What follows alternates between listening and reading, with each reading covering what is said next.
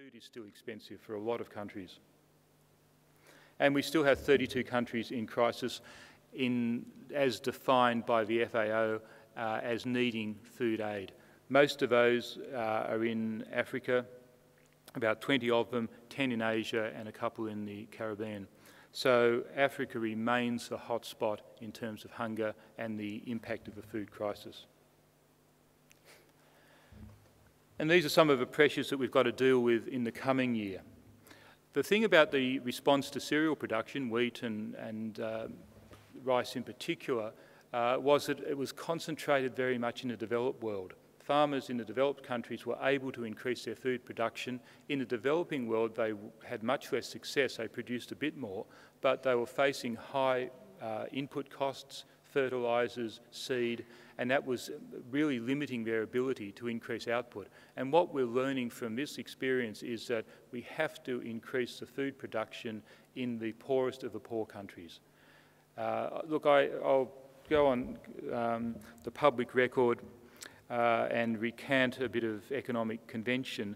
The logic of economics says do what you do best and do lots of that, and then swap that for things you don't do as well. There's a lot of truth to that. A lot of countries have done well from following that policy.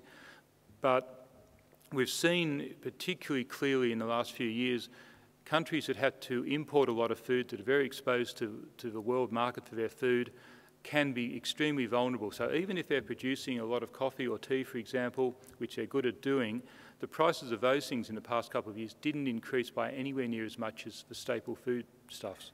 So hence they got squeezed very hard. So really we've learned from this experience that the poorest countries need to improve or increase their own food production, and if that means special trade treatment, and that's something that's being debated in the Doha round at the moment, then I think there's a pretty good case for it to give those people a greater buffer of food security rather than be totally dependent on a very volatile world market. Biofuels, people whispered in President Obama's ear that it's not such a great idea, although during the campaign he said some nice things about biofuels.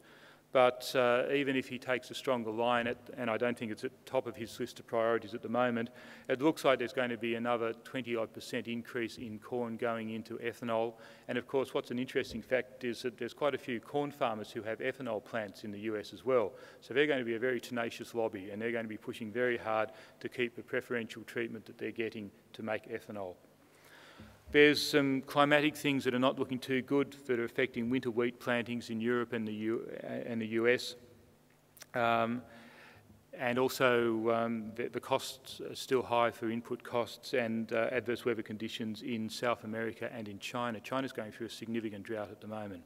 So we're by no means off the hook. It's not one of those good old-fashioned events when you had a big rain, as we had when after, I think it was the Hawke government came in, wasn't it? A few months after Bob Hawke became Prime Minister, purely by accident, of course, we got a massive breaking of a drought.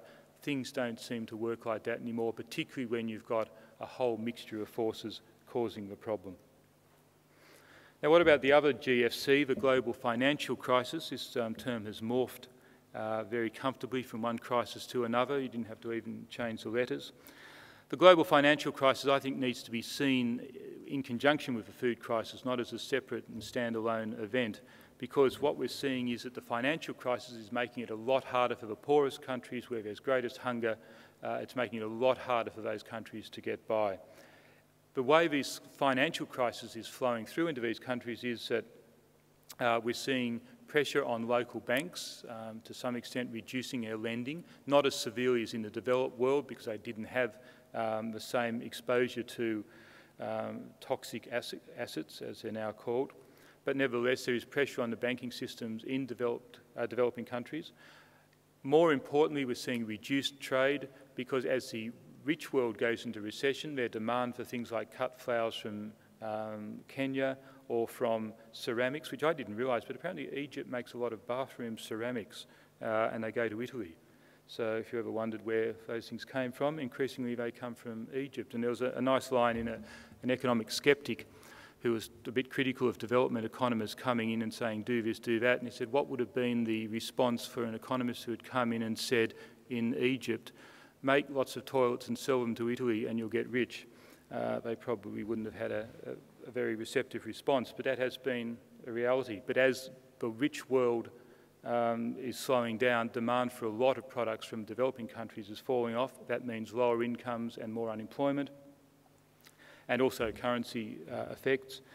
And then we're getting reduced financial flows of all kinds. These can be private investment in these countries. It can be official aid, which so far is holding up, although the stories of countries who have promised money and have been putting it off are becoming more common. And also, as Richard mentioned too, remittances, which for some countries, such as the Philippines, are very important. It's one of the biggest items in their balance of payments, people working overseas, sending money back to people at home. So the net result of all this will be slower growth, higher unemployment, and that will feed particularly when you have countries where the poorest may be paying up to 70 or 75% of their income on food. You can see that it's going to make life much more difficult and increase that food insecurity. So it's by no means has gone away. So in some ways we should see the GFCs haven't doubled, but perhaps they've squared. This is just a final little comment from Robert Zoellick, who's the president of the World Bank, just saying there is no time to waste. The economic crisis has already pushed an estimated 100 million people back into poverty. Slumping exports have helped imperil the jobs of workers around the world. In many places, foreign and domestic investment is frozen. So far, we have avoided the currency collapses of 97 and 98, but 2009 will be a dangerous year. And for the least developed, the poorest countries in the world, I think, if anything, that might be an understatement. So what do we want? Well, I can sum it up, I guess, in an ideal world. What we want is only one GFC. And whilst I'm not a big fan of the cats, I'll live dangerously, I would be very happy to see just one GFC left, and that one. So I just put that one on because it's a nice picture.